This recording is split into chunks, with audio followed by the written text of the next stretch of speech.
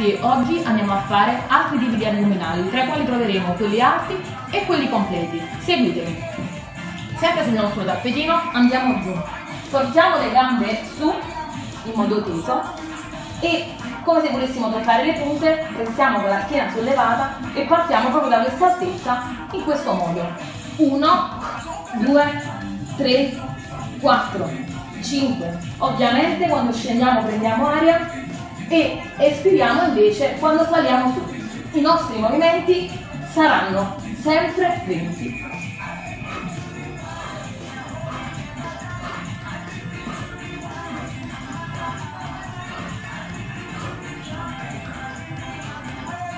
Trattengo, quindi contraggo bene l'addome, dopo 5 secondi torno, respiro per 5 secondi, 3, 2, 1 e ripeterò questa serie di esercizi per le solite 3 volte per 20 movimenti. Adesso invece andiamo a spiegare un altro tipo di addominali alti.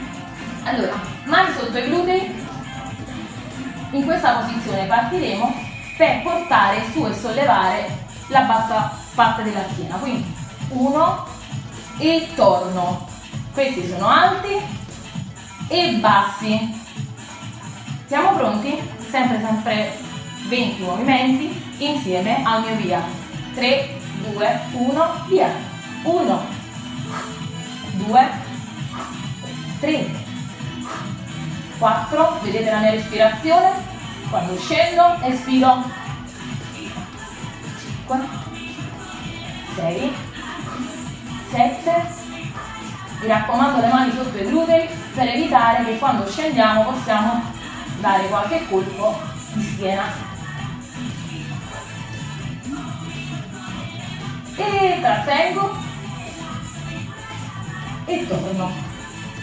Anche in questo caso recupereremo per 5 secondi per poi riprendere con un'altra serie. Le serie sono sempre 3 da 20 movimenti.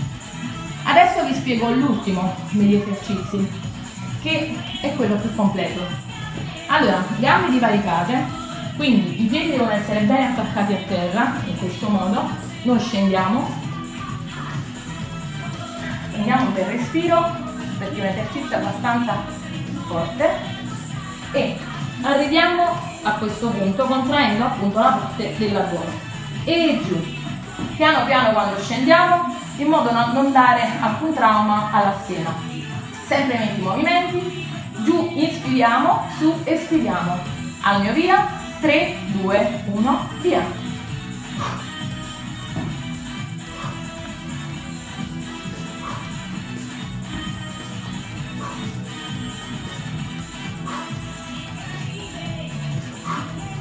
Quindi proprio come se qualcuno ci stesse trattenendo l'addome quando arriviamo a questa altezza.